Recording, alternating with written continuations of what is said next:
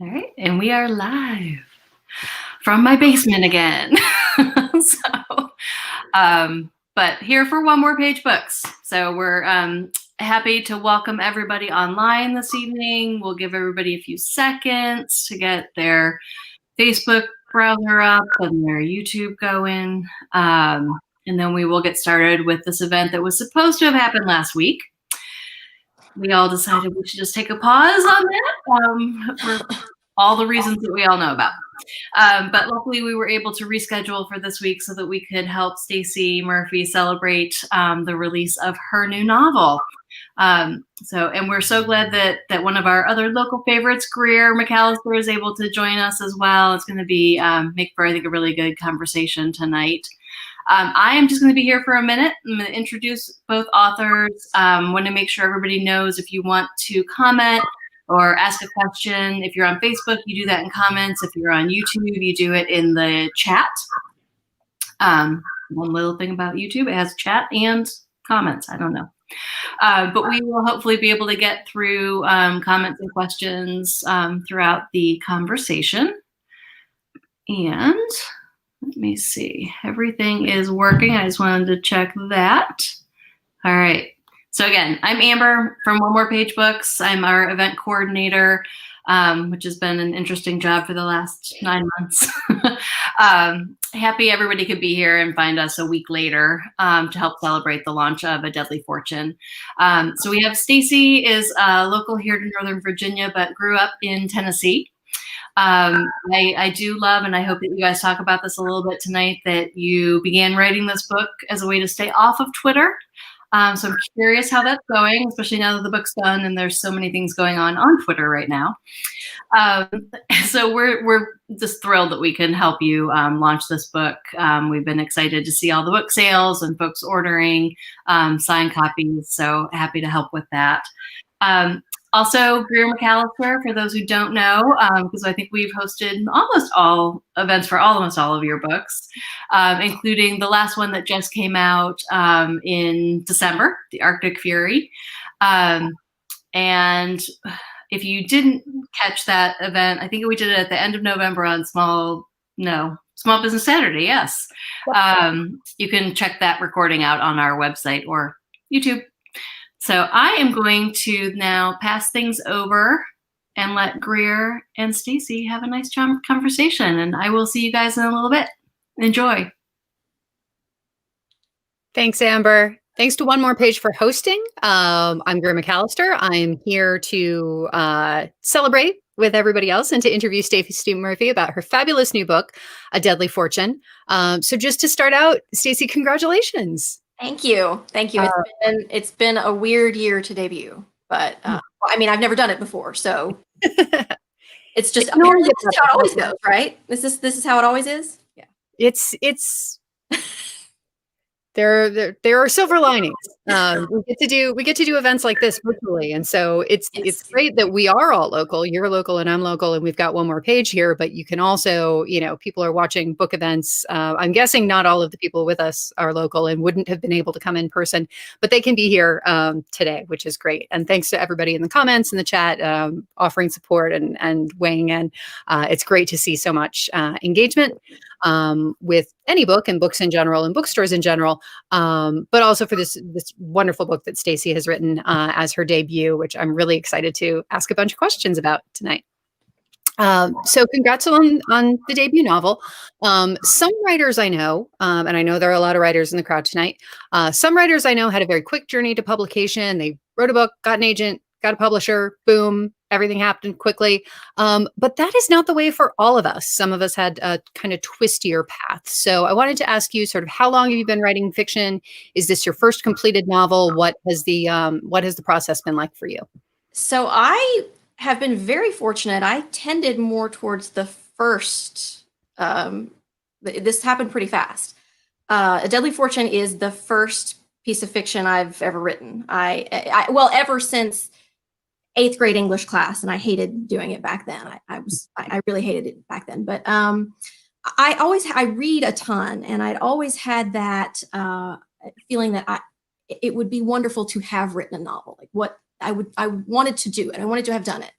But I just never sat down and tried. I didn't make myself do it. And there was a sort of confluence of factors in early 2017 that made that the time that I was going to do this. I was going to try. The combination of I could see 40 coming, and my daughter was just over a year old, and I had been watching how fast she was growing, and started having that realization that 40 was going to come whether I did this or not. And just sitting around waiting for the novel to just spill forth was not working. And I had to do this. I had to decide to do it if I was going to do it. And I decided that I wanted to do it. And the moment that made me go ahead and say, it's time to put your hands on the keyboard and get going. In my bio, I talk about how I started writing to stay off of Twitter. And I work for a progressive nonprofit. And in the aftermath of the 2016 election, my blood pressure was high all the time. And one night, it was March 2017, and I was on Twitter, and I felt my pulse pounding in my temples over something. I don't even remember what now. And I thought, okay, I need something else to do for the next 4 years, or I'm going to have a stroke. So let's do this. And it just was that instant that I decided, okay, I'm gonna actually try this.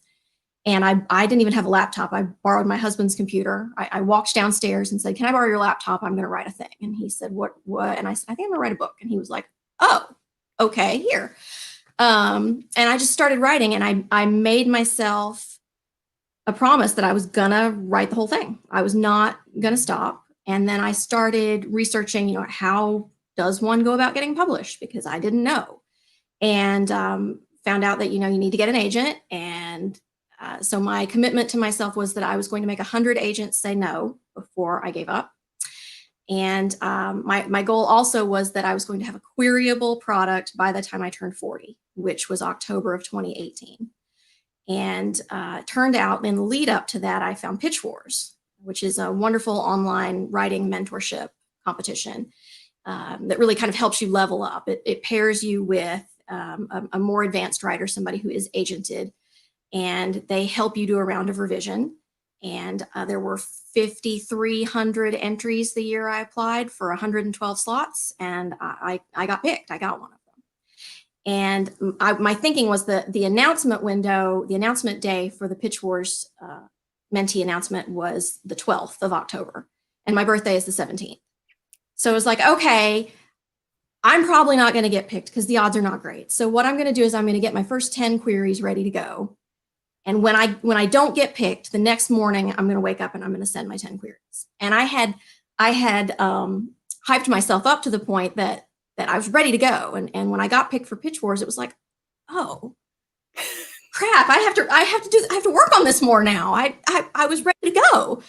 But I had a wonderful mentor, Caroline Topchian. She's in Canada. She's probably on. Hi, Caroline.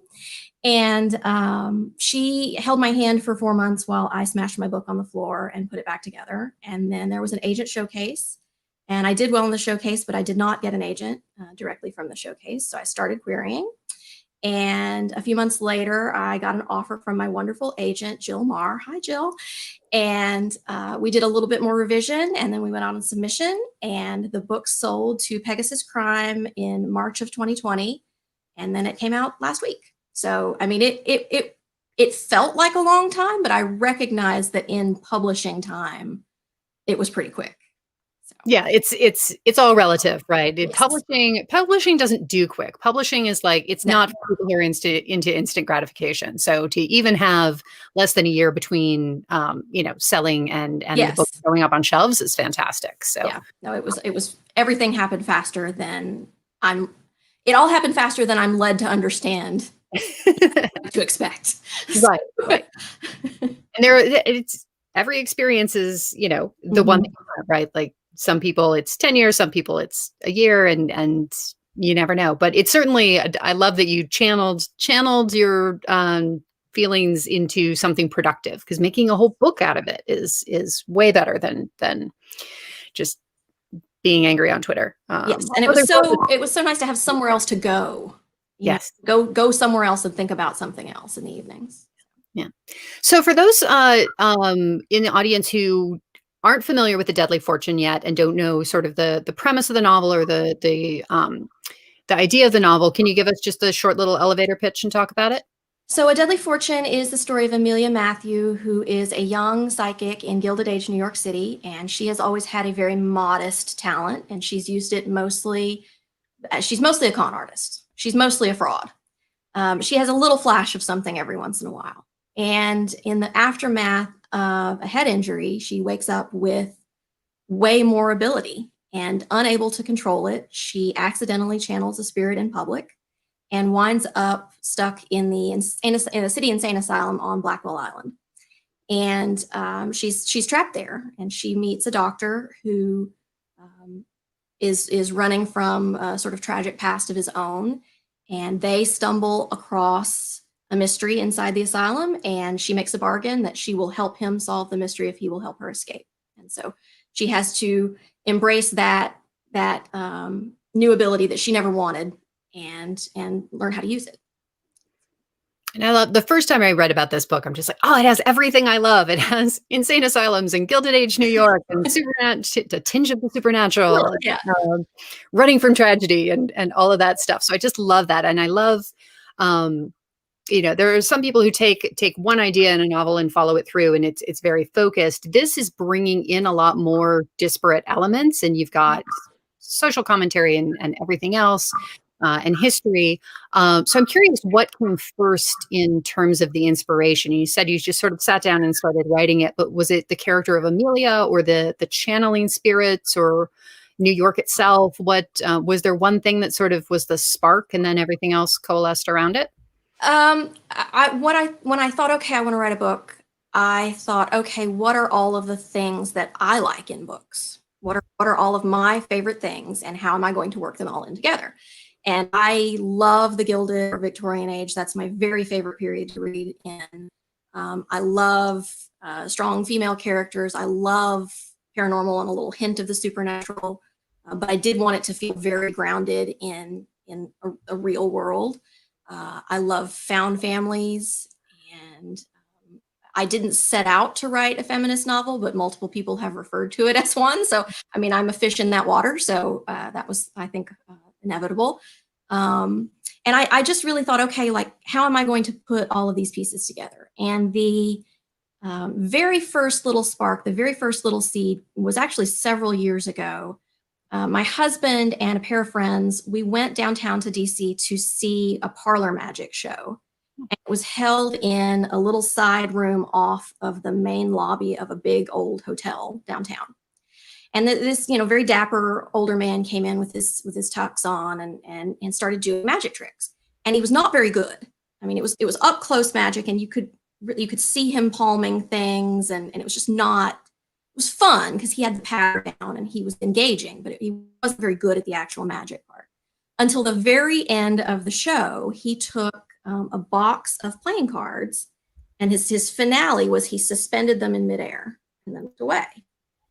And I don't know how he did that one. I mean, it was all up close enough that to this day, I think maybe he had just enough real magic to do that one trick. And so that was the seed. The what if my main character was mostly a fraud, but there was a little something there, and that had been her past. And then what would happen if suddenly there was more? So that was the seed of it. I love that. So neat. I wrote here. I'm always trying to point at my stuff. So The Magician's Lie, I did a lot of reading into magic, but the only magic that I'd seen in person was Ricky Jay, who is fabulous.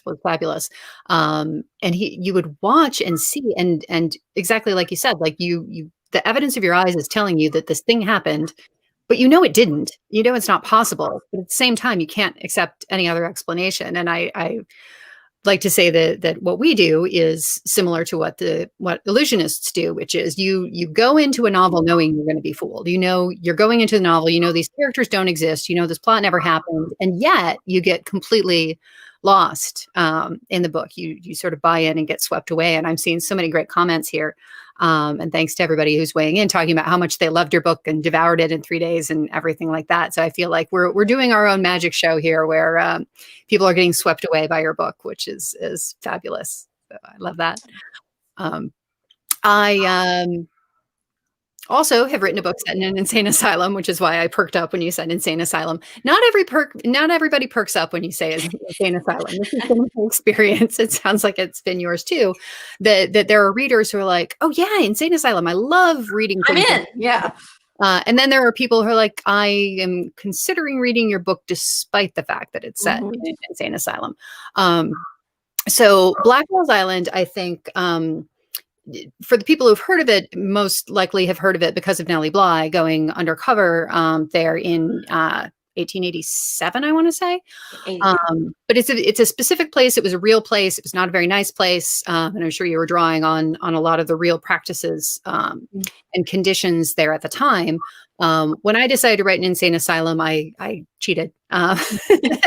Came up with I made a choice and came up with a fictional insane asylum so that I could meld sort of some of the historical practices that I was reading taking place in a public institution versus a private institution. And you talk a little bit about the difference there in your novel as well.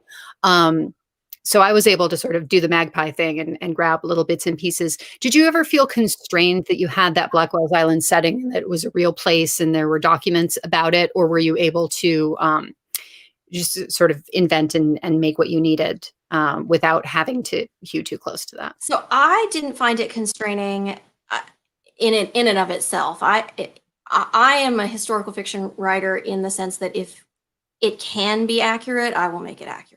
You know, if anything that I can make accurate, I will. And there's just so much information about Blackwell's Island. There are photographs. There's all kinds of photographs online. There's Nellie Bly's account. There were so many resources that I could get a real feel for what it would have actually been like. So I liked that it was a real place and that I could use. I love being able to include a historical detail that's real. You know, even I will bend the plot to make the historical detail fit. I just love that. It satisfies something in my soul. And so there was just so much information there to use that I did not find it constraining. I found it freeing because I didn't have to make up a lot of the details. And the things that happened there were horrific. I mean, the details, I didn't have to make them up. Every detail in the book about complaints about the asylum or the treatment there, or it's all real. It's all taken from Nellie Bly and from the accounts of other inmates. Mm-hmm. So. And a historical fiction, I feel like is really interesting for sweeping people away and giving them a good story and all of the things that are in all fiction, but also to sort of, it always kind of poses the question, you know, how far have we come really? What are the ways in which we're very different from the time period that you're writing about? And in what ways have we not changed as much as we would like to? So I see some of that in some of the commentary on gender relationships and other things in your book. And, you know, in addition to a great sweeping plot and a cool mystery and everything else that makes it such a great book. I wanted to mention also, I do have tons of questions for Stacie. But if you have questions as audience members, you can also add them into the comments in the chat and put them in there. We're going to, in a little bit, open up for Q&A for everybody to sort of get your questions answered. Make sure they are questions. I don't want to hear any, this is more of a comment than a question. We want there to be actual questions because we're here to listen to Stacie. But I would love to know what everybody out there wants to know instead of just what I want to know, although I will talk about what I want to know for. Unless you want to comment that you love it. I will welcome that anytime. That can be more of a comment than a question. You will accept that. Yes, I will accept that. So as Amber mentioned, and we brought up before, you say in your bio that you started writing the book as a way to stay off Twitter. And neither of us has much of a standard for comparison, right? We've only published in the social media era, but there was a time before that, for a very, very long time, where people didn't have sort of that instant possibility of readers connecting with the author. So now we've got Facebook and Instagram and Twitter and Litzy and all sorts of other things. So there is a lot more engagement sort of there's a lot more possible, but sometimes it feels like there's a lot more required of us in terms of those kinds of interactions and that kind of promotion. Has your relationship with social media changed as you've moved into the zone of being a published author? What do you like? What do you not like? What's your relationship with social now? I have more of a relationship with Instagram. Mm. The only reason I ever got an Instagram account was because it had filters and I could take pictures of my child and put them through the filters before I put them on Facebook. Mm. So I didn't use my Instagram account for anything else. And then when I got into this, I realized that Instagram is actually really big for authors. And the advice was, if you can only do one social media platform, that probably is the one that you need to do. So I took almost all the pictures of my child down and I made my account public. And I'm really trying to get more into Instagram, which I find I enjoy everybody else's posts, and I find it so frustrating trying to make pretty pictures of new ways to display my book, or I find that challenging. So I'm really working hard on that. I split my Twitter presence. I have a sort of personal / day job account, and where I do my politics mostly, and my author account where I do mostly writing things. And so I try not to cross those streams too much online, but occasionally, inevitable. But yeah, and I have a Facebook author page, and I have a website, and I have all of the accounts, and in the before times, I was not necessarily a huge social media person, but in a pandemic, trying to launch a book, that's kind of the channel, and I'm very, very thankful for it. Now that, I don't know how this would work if we still didn't have social media this past year. Yeah, we wouldn't have any way to there would be nothing. Things out. So yeah, so thank goodness for that. Standing on a street corner in a mask with my book held out like this. I had a friend in Brooklyn who actually sold her book on the street, on a table with cookies. So it was like a lemonade stand / cookies / selling your book. Would rather work with bookstores if at all possible when we can, but whatever it takes to get, you gotta do what you gotta do. Get it into the hands of readers who are going to love it. That is all we are here for. And whatever that takes. I went through the same thing with Instagram, because I think that it's, as writers, we're thinking in words. And all social media is writing, all promotion is writing, everything is writing when you come back to it. But since Instagram has that picture requirement, it does always take me a little bit to be like, okay, well, I know what I want to say, but what do I want to show? Mm-hmm. But it is a friendlier environment than Twitter, I found. Bookstagram is super friendly. On my launch day, I was just Instagram all day long. Good. So we talked about the promotion part of it, but let's talk about the writing part of it and the process. Did you have any kind of outline or plan, or was it really just write and go forth? Yeah, no, I'm not a pantser. I have to have at least some kind of outline. I knew the ending pretty early, which was actually really helpful because I was writing towards it. And so it was much easier to drop in things that might be foreshadowing or I knew where I was going from. I wish I had kept a detailed diary of when I figured things out. It would be interesting to know, but pretty early, I knew what the ending was going to be and what direction I was headed. The way I did it, I did not start at the beginning and write straight through. I'm kind of a middle out writer, I find, even with scenes. I don't start a scene at the beginning. I start in the middle of a scene and I kind of build out from there. And so when I was drafting A Deadly Fortune, I wrote what I thought of as tentpole scenes. Here's a cool thing that I think should happen at some point, but I don't really know where this is going to go yet. But this seems like an obvious thing that would happen. So I'm going to write this draft of this scene. And I did a lot of cutting and pasting early on, trying scenes in different places before I got the arc that I was looking for. And then I kind of went back and filled in the in-between scenes. What did I need to get from here to here? And in the subsequent writing, I'm trying to be a little bit more linear about it, just because it was very frustrating to cut and paste and try to figure out where scenes were going to go. And I ended up having to rewrite a lot of them, obviously, because I would have written something thinking it was going to go later in the book. and it would have one emotional tone. And then I would realize, oh no, that actually needs to happen much earlier. And those characters haven't had that argument yet. So they're not mad at each other. I got to rewrite it so that they're happy. So there was a lot of that, a lot of adjusting the shading of scenes. Yeah. Do you use any additional tools like Scrivener, or just you a Microsoft Word person like me? So I was a Google Docs person to start. Oh, okay. Because it's online and you could get to it anywhere.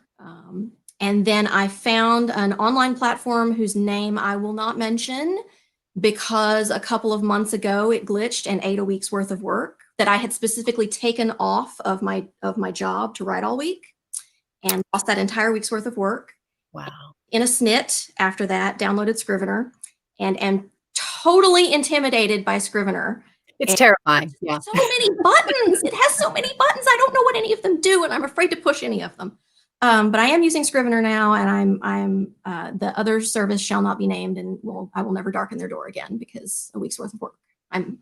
Yeah.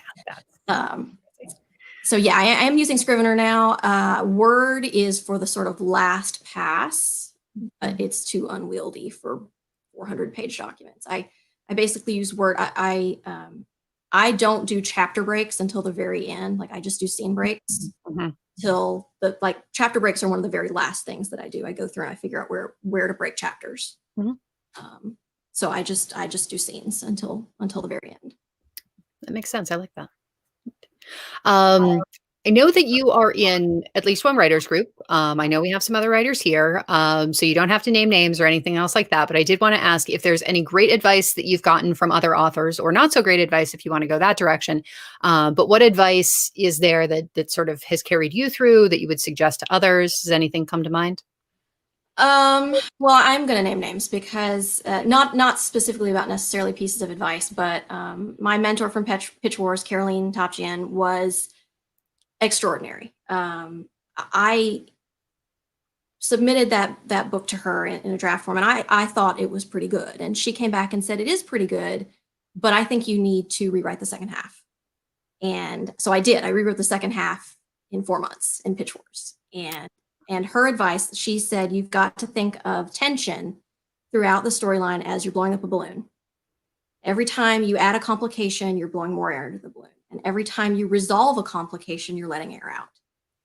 And the way I had written it in the beginning, it worked out. There were 2 arcs to the story. And at the midpoint, actually in the original draft, I had Amelia escaping from the asylum at the midpoint. And Caroline said that it's 2 good episodes of television instead of 1 movie. She said, you've got to figure out a way to blend those arcs together and make it one arc. And so I try to remember that now when I'm writing, to think about the tension. Don't uncomplicate anything before you absolutely have to. Like, keep the tension going. So she was huge, and the book would not be what it is without her. I am so grateful to her and to Pitch Wars. And to Arlington Writers Group. My writers group is wonderful. I am so thankful for them, so grateful for them. I have learned so much critiquing other people's work and listening to other people critique other people's work, getting better at picking out what's not working and articulating it. Just because I can read something and say, something's not working here, but I don't know how to explain what it is. And then I will go to critique group and somebody will say, well, the problem that I see here is, yes, that's it. That's exactly right. So how to evaluate my work or other people's work. I have learned so much from that group and benefited so much from that support and that just constant encouragement. I'm so thankful for all of you, Arlington Writers Group. So thankful for all of you. Good job, everybody. Yes. The piece of writing advice that does not work for me is the write every day. Oh yeah. Because I just guilt myself to pieces. If I absorb that as something that I'm supposed to do, then any day that I miss, I'm going to beat myself up over it, and I can't. So that's terrible advice, and I don't. Day job, mom job, pandemic. No writing every day. Yeah. I mean, maybe some people do. Maybe some people do, but I'm not a 4 a.m. person, and I would like to see my husband occasionally. He would like to see me. I want to read books and I want to watch TV occasionally, and I don't write every day. I don't write every week sometimes. I mean, it just, So. I think about writing every day, and not I think about, yes, in the sense that like I think, oh, I might be all right today. Like I think about it in like if I'm actively drafting, the characters are on my mind, and right. I'm fixing plot holes. I'm untangling plot knots in the shower every day. Yeah. You don't have to be at the computer to do I'm not typing every day. No. Good. We will talk more about writing because I know there are some questions about writing, and when we get to the Q&A, we'll definitely cover some of that. But you provided this perfect segue, which I just stepped on. But we talked about reading. I want to talk about reading. If you have time to read during a pandemic with a day job and a mom job while promoting your book, have you read anything cool lately? I was late doing this, but we just sort of did a 2020 wrap up. I loved Stacie. That was so good. I was just the language. It was so beautiful. And then I never used to get mad at authors for being really good until I started writing. And then I read something and I'm like, I didn't write that. Madeline Miller. So angry. And then I found out that Madeline Miller and I were within like 3 months of the same age, which made me for some reason much madder. So I read that. I read Grady Hendrix, The Southern Book Club's Guide to Slang Characters. How is it? It was weird and shouldn't work, but it did. It's horror, women's fiction, comedy. It shouldn't work, but it worked. Really enjoyed that. I love sci-fi and fantasy. So Jim Butcher finally got the most recent 2 Dresden Files books out in 2020. So really enjoyed those. Yeah, I mean, I read a ton still, and I'm fortunate that I'm a really fast reader, so I still do manage to get my reading time in. Yeah. Anything that's coming up in 2021, especially in the historical novel genre, that you are looking forward to, that you want to recommend, that you've been able to get your hands on? Haven't read it yet, but I think I saw her in the chat. Her name's Allison Epstein, and she's got a Tip for the Hangman coming in early February, and I'm so excited about that one. It's Kit Marlowe and Tudor period, and he's a spy, and I'm so excited about that one. I love Deanna Raybourn, and so the next Veronica Speedwell will be out, and I have a story actually about you and Deanna Raybourn at an event. I'll come back to that in a second. Historical fiction. I nothing else is springing to my mind right now. It doesn't have to be historical either. Earlier, I had a mental list earlier. So I saw you and Deanna Raybourn together, and I think it was actually the first time you had done a panel together. If it was Fall for the Book. It was Fall for the Book. Yep. And it was about 2 days. It was a day or two after I had gotten into Pitch Wars. Oh my gosh. So I remember it very clearly, because here I had this Insane Asylum book that I had drafted and gotten into Pitch Wars with. And during the panel, you said, yes, my next book coming up set in an insane asylum. And I was like, oh no, what if it's? And I was terrified to read Woman 99 for the longest time, because I was so afraid that I would find out that I had, my book was no longer relevant. Right. Because you can control that. You can. I mean, so I did, once I had finished Pitch Wars and finished drafting, I was like, okay, it's time, pick it up. And I was like, okay, no, this is a totally different book, no paranormal, no, like totally different book. It's okay. These 2 books can coexist. It's fine. But you have that moment where it's like, crap. Oh my gosh. Yeah. Somebody else's idea. I was working on The Magician's Lie when the Night Circus sold. Oh. And then the way things worked out, the Night Circus actually came out before The Magician's Lie. And I'm like, nope, there's already a female illusionist book. I'm screwed. It's never going to sell. What am I going to do? Crap. I just spent a year writing this, and Exactly. And yet there is room in the world for many female illusionists. There's room in the world for many insane asylums. I know there was an author who was going to join us tonight that was not able to, who has a book that's it's more of a Nellie Bly, what happened to Nellie Bly inside the insane asylum book. Is that Tanya Mitchell? There. It's Tanya Mitchell. Yeah. So yeah, there's all sorts of stuff out there. There's, for everybody. And I feel like this is more, it's truly a mystery. It really coalesces around that. I don't usually use the word coalesces so much. I'm noticing myself doing it. But this is great. So I think I'm going to look through the chat and grab a couple of questions. And we've had a couple of people asking about finding something in the research process. So both Allison and Jennifer asked about, was there anything that showed up in the research process that really surprised you? Did you have to change anything because of the research you discovered, or were there any details that really shaped your story? Well, I mean, all of the details about the conditions at the asylum shaped some of the darkness of the story. You can't adequately comprehend how bad it was for the women there. So the book is darker than I might have otherwise written because of that subject matter. In terms of interesting details, I put in, like I said earlier, the accurate historical details wherever I can, even when they don't really matter, because I think of them as Easter eggs for myself. I know they're there, and that excites me.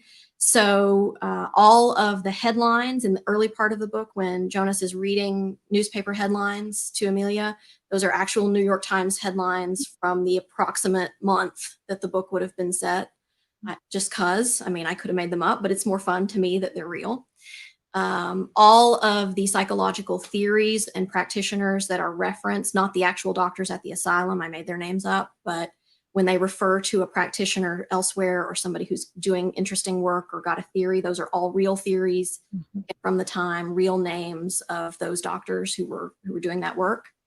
And my most favorite detail that doesn't matter at all, I needed a phone call. There was a plot point where I needed a phone call to happen. And I thought, well, I need to know if it would be reasonable to write the asylum as having a telephone.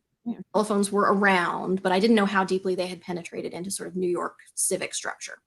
So I started Googling around trying to figure out if that would be a reasonable thing to write. And I actually found the 1893 New York City Services telephone directory. And I used the actual telephone number from the asylum. Oh, wow. That is really that is the real number. That's fabulous. Yes. And I put that in, and I thought, well, this is not necessarily relevant, but it's not coming out. That's staying in because, I mean, that's awesome. So. There's so many things you can find. Like the New York Public Library has menus from like all sorts of restaurants. You can say, well, she went to Delmonico's in 1905 and she ordered the, Red Berry Bibble, and that's a fact. And that's a real thing. An actual menu. And you'll still get emails telling you that it's wrong, but people. No, I have a citation. No, it's not. I have exact right, and I can cite a source. Exactly. Yeah.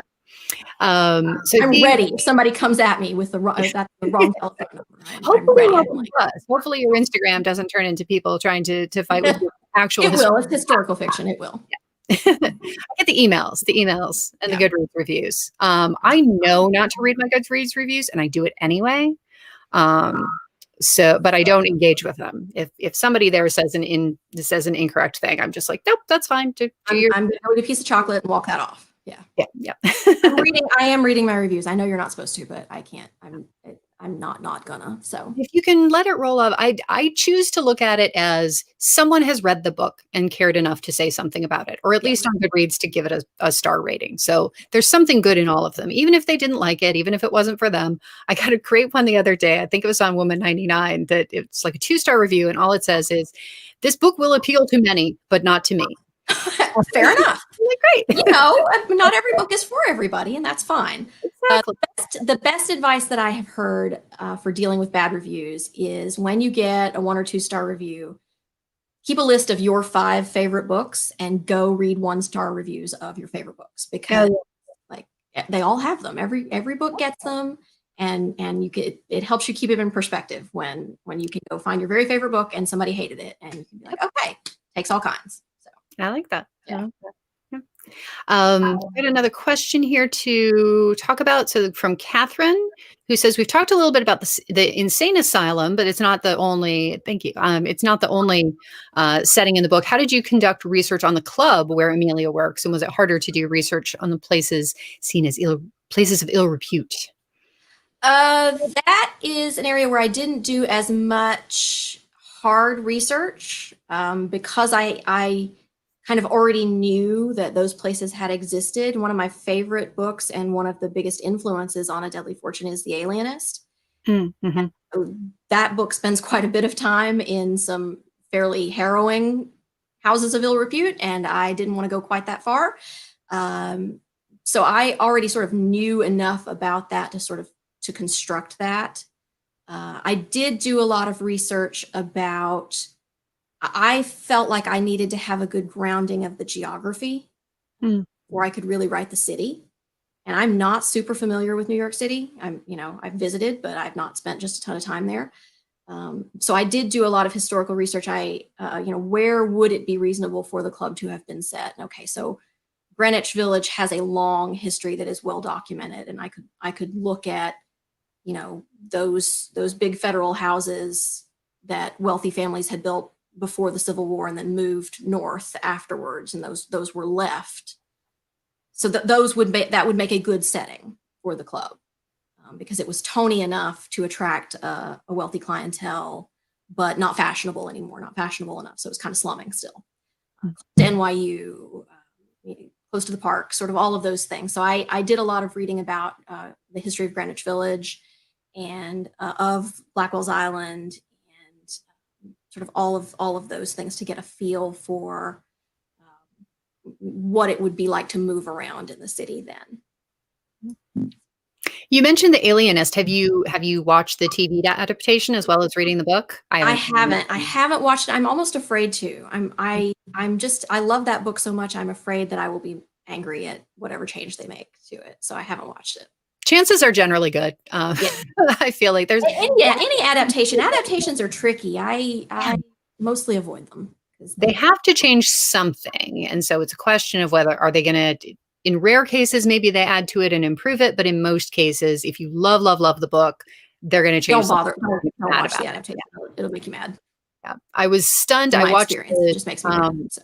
Yeah.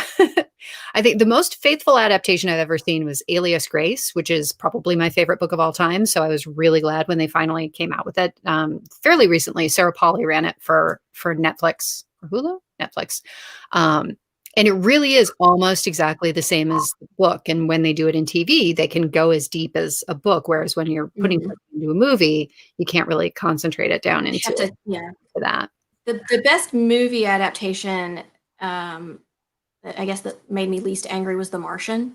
They did a really good job. I haven't seen it yet. Yeah. Good. Somebody is asking, since we're talking about movies and TVs and things like that, do you have, this is from the Klein family, do you have any dream casting? Do you have people in mind to play Amelia, Jonas, and Andrew? Would you share if you do, but if you don't? I don't. I haven't thought about it. I've thought about it a little bit, not enough to actually spend a lot of time looking at actors because I just, I feel like some writers have a person in mind when they're writing, and some readers are sort of assigning the roles to familiar faces as they're going along. But then some of us are just in the words and doing that. Yeah, so far I've just been in the words. I haven't really thought about specific actors. Yeah. We've got a question from Waka Takahashi Brown about what has your favorite part of the process been so far? Your favorite part and then the most difficult part. Share one or the other or both. So both. The most difficult part is always the waiting. Before I got an agent and before the book sold, knowing that I had put all of that work in and there were no guarantees that anything was going to come of it. And that was hard. I think I didn't have the thick skin that writers have to develop that I think most writers develop over a longer period of time. I was brand new and really raw trying to do this.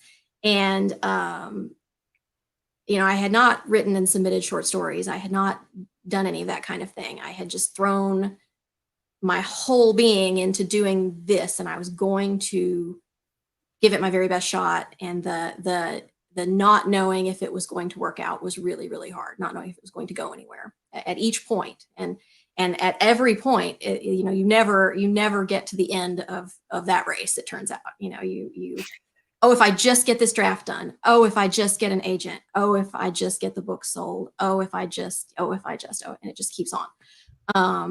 So that was really hard, and I think has been good practice for me in learning patience and learning to appreciate the work for its own sake, and to appreciate the people that I have gathered around me as I've been trying to do this. The best part has been the people. I have had wonderful support from my friends and from my family and from my writers group and from my Pitch Wars family, and it's been really wonderful. And getting to tell my writers group that my book had sold was one of the best moments. It was just one of the it was a gold star moment that I will remember. The feeling of that forever, the sudden shrieks and the clapping, and it was wonderful. And there is writing, and this is very it's not an inspired sounding thing to say, but writing is hard. Writing is hard, and I would be amazed at how much time I would spend sometimes wrestling with a paragraph. Like, this is one paragraph. Why can I not get this right? But that feeling when you do get it right, when you take your hands off the keyboard and you're like, yeah, that's good. Like, that's a good sentence. That's a good paragraph. That's a good page. That is a really rewarding feeling. So, like you said, in exterior of the good and the bad.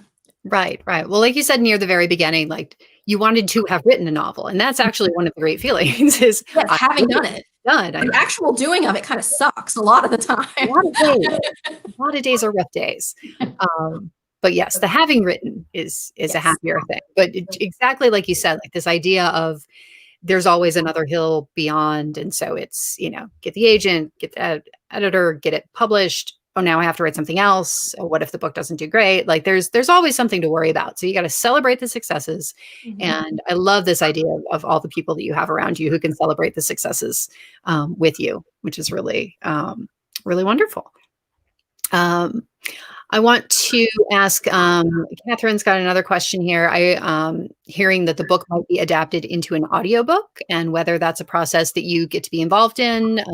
What's the status with that? So the audio rights, Pegasus had the audio rights and they have sold them. So there will be an audiobook. I am not involved in that process. There was a clause that allowed me to audition to be the narrator if I wanted. But the audiobook producer had somebody they really wanted to use, and they came to me with this person and said, we'd really like to use her. She has an in-home studio. We're really trying to avoid, in COVID times, like getting people out and into studios and trying to rent studio space. And I mean, it would have been fun, but I think I'm a little too Southern to have narrated the turn of the century New York characters. So I feel like that wouldn't have worked out anyway. So I was okay with saying, let's just skip that this time, and you guys go ahead and use Erin O'Sullivan is her name. And I don't know when it is available for pre-order. I don't know when the audiobook will actually be out. But it's an exciting day too when the audio rights sold. I think I can only think of one audiobook that I love audiobooks, but there's only one audiobook that I can remember listening to in the past 5 years that was narrated by its author. Like memoir, you hear it a lot. A lot of people, narrate their own memoir audiobooks, but for fiction, it's very rare. And like you said, you can audition for it, but there are professionals out there. Let's do our thing. They do their thing. Yeah, no. Yeah. And I don't know how to narrate an audiobook. I actually personally don't care for audiobooks. I read faster than the narrator can read to me. So every time I've tried an audiobook, I find it kind of frustrating. So I'm not an audiobook reader. So it probably would have not been reasonable to expect to be an audiobook narrator. Yeah. I listen to them at like 1.5 speed or 1.75. But if I'm listening in my car, I would have to drive my car around.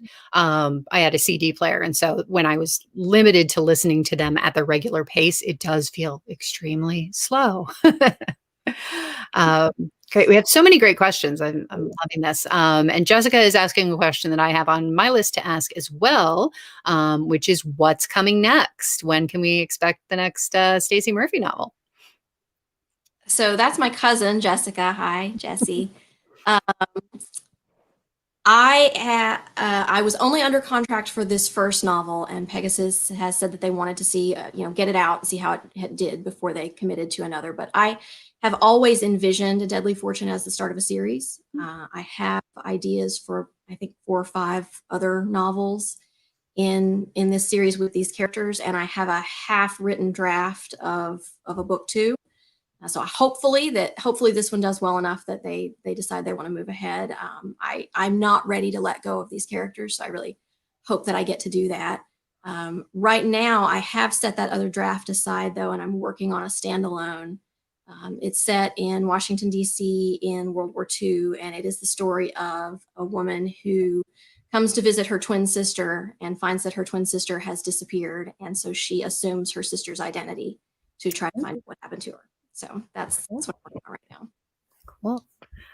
Yeah, I think it was the Publishers Weekly review. I think you got a starred Publishers Weekly review that they hope to see more of Amelia. So that's a good sign. That was a good day. Cool. Eric, oh no, he's asking also the same thing. We're all curious to know what's coming next. Rebecca, me too. Nobody knows, including the author, what's coming next. But what you're hoping to, and it sounds like you've got a lot of things in the mixing bowl. So that's awesome. Rebecca is asking, do you have any regular writing practices aside from drafting the novels? Do you write in a journal? Do you use writing prompts? Is there anything like that you've added to your practice? Not a regular practice other than I keep a draft. If I'm in front of a computer, even if I'm doing something else, I keep a doc open so I can jot down ideas or phrasings, like sometimes really great words, just that I like, that's a really great word. I'd like to use that word somewhere. So I have on my phone, I have a draft email. If I'm in front of a computer, I have something open so that I can type, just bits of phrases or plot ideas, or sometimes they'll come to you in the middle of something completely random, and they will not still be there when you go back for them later if you don't write them down, or they won't for me. So if I'm in front of a computer, I have a doc open. And if I have my phone, I have a draft email that I'm constantly adding bits to. But I don't write in a journal. I don't really usually use prompts. Once I have the story that I'm working on, I am in that story and I'm not doing other writing. Got it. Yeah, being able to jot stuff down if you wake up in the middle of the night is great, because if I don't jot it down, you won't remember it. I won't remember it, and I will think that it was really good. But it probably wasn't, or it might have been. But if I write it down, it's gone now. Yeah, exactly. Yeah. It could be the thing that changed everything. I want to ask Marian's question here about how do you choose names for your characters? Do you randomly point to names in a book? Was it more calculated?